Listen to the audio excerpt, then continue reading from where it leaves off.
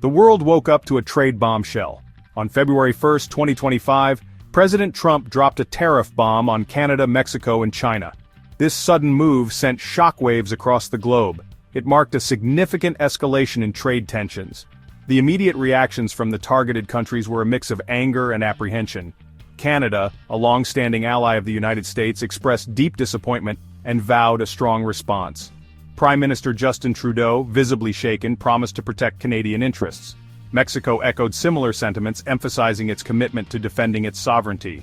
China, already embroiled in a trade war with the U.S., reacted with a mixture of defiance and strategic maneuvering. While Chinese officials condemned the tariffs, businesses accelerated their plans to shift production to Southeast Asia, particularly Cambodia. This move highlighted China's determination to weather the storm and minimize the impact of Trump's actions. The global community watched with bated breath, wondering if this was the beginning of a full-blown trade war. The potential consequences were dire, threatening to disrupt global supply chains, increase prices for consumers, and destabilize the global economy. The stakes were high, and the world braced itself for the fallout.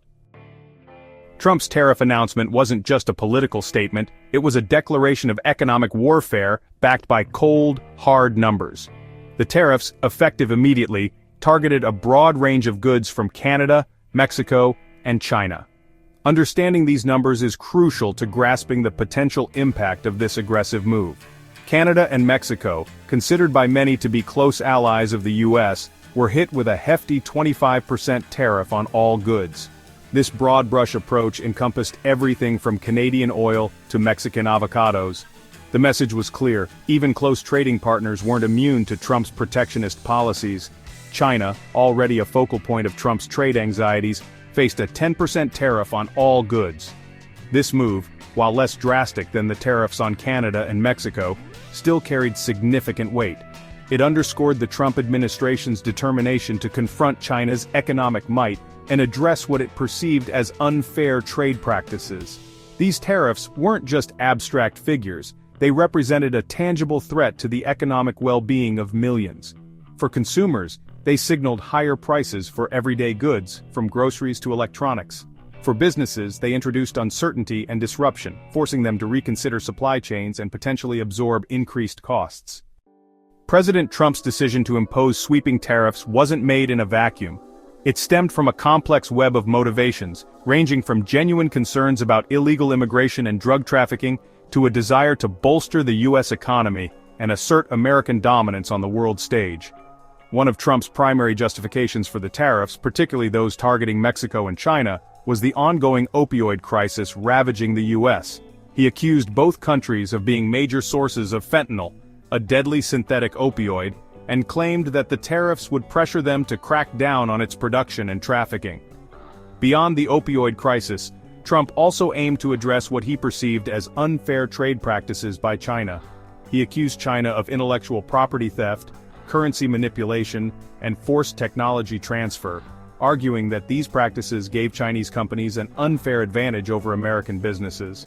Underlying these specific grievances was Trump's broader ambition to revitalize American manufacturing and bring back jobs that he believed had been lost to globalization. The tariffs, he argued, would incentivize companies to relocate production back to the U.S., boosting the domestic economy and creating jobs for American workers. However, critics argued that Trump's approach was misguided and counterproductive. They warned that the tariffs would harm American consumers, disrupt global supply chains, and potentially trigger a trade war that would leave all sides worse off. The immediate impact of Trump's tariffs reverberated across the global economy, sending shockwaves that threatened to destabilize markets and upend livelihoods. From Canadian oil producers to Mexican avocado farmers, the consequences of this protectionist policy were felt far and wide.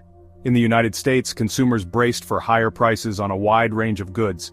Everything from Mexican avocados, a staple in many American kitchens, to Chinese electronics, ubiquitous in modern life, became more expensive. This sudden surge in prices threatened to disproportionately impact lower-income households already struggling to make ends meet. Canada, a major exporter of oil to the United States, faced significant challenges. The tariffs on Canadian crude oil threatened to disrupt the energy sector, potentially leading to job losses and economic hardship. The Mexican avocado industry, heavily reliant on exports to the U.S., found itself staring at a potential crisis. The tariffs threatened to price Mexican avocados out of the American market, jeopardizing the livelihoods of countless farmers and workers.